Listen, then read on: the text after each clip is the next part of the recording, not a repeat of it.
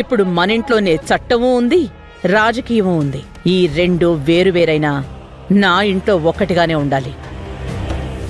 ఏయ్, నీ పోలీస్ స్టేషన్లో వచ్చే కేసుల కంటే ఇప్పుడు నా కొడుకు దగ్గరకొచ్చే పంచాయతీలే ఎక్కువ ఉంటాయి. చూసావుగా నీ భర్త పొలిటికల్ వాల్యూ. మాట్లాడవేంటి? ఆ హోదా చూసి కళ్ళు తిరిగాయా? మీ కొడుక్కి ఏం హోదా వచ్చిందని అనుకుంటున్నారత్తయ్య గారు? మీ స్టేషన్లో కొన్నిసార్లు ముద్దాయిగా చూసుంటారు, ఇప్పుడు వీఐపీగా చూస్తున్నారు. మీరు సరైన కోణంలో చూడడం లేదు. ఫ్రెండ్లీ పోలీస్ వచ్చాక మేమే అందరితో కలిసిమెలిసి ఉంటున్నాము. మీ కొడుక్కి ప్రత్యేకంగా కొమ్మలేం రాలేదు. ఇంట్లోనే పంచాయతీలు పెడతాను, దీన్నే స్టేషన్గా చేస్తాను అంటే చెయ్యడానికి ఇక్కడ ఎవ్వరూ ఖాళీగా లేరు.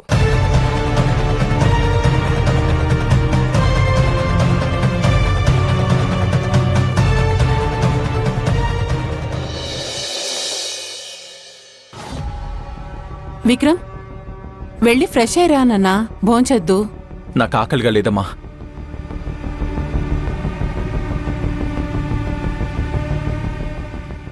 ఏవైంది నాన్న, ఎందుకలా ఉన్నావు? ఆ కిరణ్మయిని చూసి నవ్వాలో ఏడవాలో తెలియట్లేదమ్మా.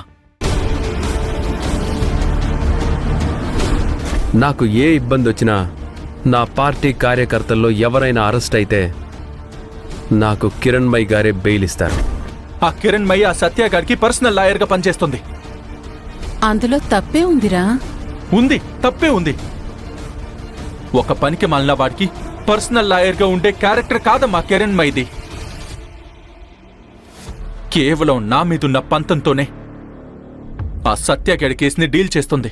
ఎందుకిలా చేస్తుందో కిరణ్మయిని అడగకపోయావా? అడిగితే ఏమందో తెలుసా? అది తన పర్సనల్ విషయమంట. నా వ్యక్తిగత విషయంలో జోక్యం చేసుకోవడానికి నువ్వెవరు అని అంటుంది. మీకు నా మీద ఏం రైట్స్ ఉన్నాయని మీరిలా నన్ను నిలదీస్తున్నారని అంటుంది. ఇప్పుడు నువ్వు చెప్పమ్మా, కిరణ్మయిని అడిగే రైట్స్ నాకు లేవా? నేను కిరణ్మయికేమీ కానా? నా మీద ఏం హక్కుందని నువ్వు నన్ను నిలదీస్తున్నావని అనిందమ్మా. అరే, తన మీదున్న ప్రేమతోనే ఇదంతా చేస్తున్నానని చెప్పాను. అయినా తను అర్థం చేసుకోదే. ఎక్కడో ఉన్నత స్థాయిలో ఉండాల్సిన కిరణ్మయి అలాంటి పనికిరాని వాడికి పర్సనల్ లాయర్గా పనిచేస్తుంది. అరే, తట్టుకోలేకపోతున్నానమ్మా. నా మీద పంతానికి పట్టింపులకి పోయి అరే తను తగలబడిపోతూ ఉంటే అది చూస్తూ ఉండలేకపోతున్నానమ్మా. నా మీద పగను పెంచుకోకు, ప్రేమను పెంచుకో అని కూడా చెప్పానమ్మా. ఏవందిరా, పాజిటివ్గా మారిందా? నీ నిజాయితీని, నీ బాధని అర్థం చేసుకుందా?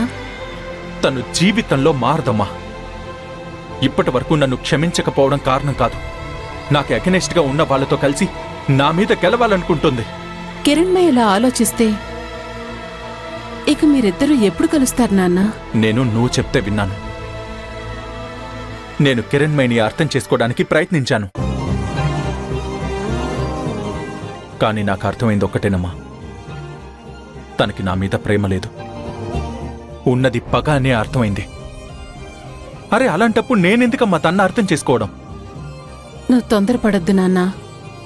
తను నిన్ను ఎలా అర్థం చేసుకున్నా నువ్వు మాత్రం తన మీద ప్రేమని చంపుకోవద్దు.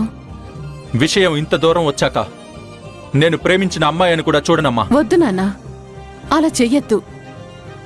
ఆలోచించు, ఇంకా టైం తీసుకో. అవసరమే లేదమ్మా. కిరణ్మయి వద్దు, ఆవిడ ప్రేమ వద్దు.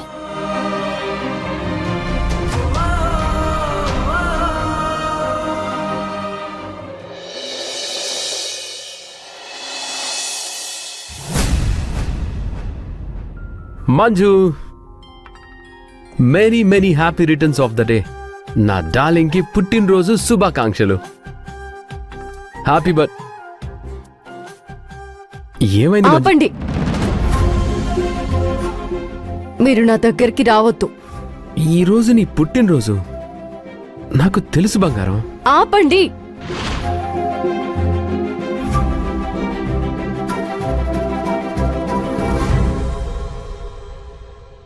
నా బంగారం, నా వజ్రం, ఇలాంటి మాటలు ఇక నాతో మీరు అనొద్దు. ఎందుకనొద్దు? నేనీ భర్తని. భర్త అంటే రొమాంటిక్గా నటిస్తూ మాట్లాడడం కాదు. భార్యలో సగమై తన మాటని గౌరవిస్తూ ఇద్దరూ కలిసి ఒక మంచి డెసిషన్ తీసుకునేవాళ్లే భార్యాభర్తలంటే. మంజు, నువ్వు నాకంటే మెచ్యూరిటీ లెవెల్ ఎక్కువగా ఉన్నదానివి. నా పాయింట్ ఆఫ్ వ్యూలో ఒక్కసారి ఆలోచించు.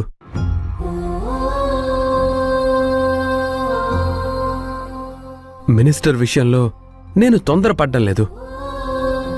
అయినా కూడా ఆ విషయాన్ని ఇప్పుడు గుర్తు చేయడం నాకిష్టం లేదు మంజు. నీ పుట్టినరోజున నేను నిన్ను ఇబ్బంది పెట్టను. పుట్టినరోజు అనేది ఈ ఒక్క రోజే వస్తుంది. ప్రతిరోజు ఇక నుంచి నాకు శని పట్టిన రోజులాగే.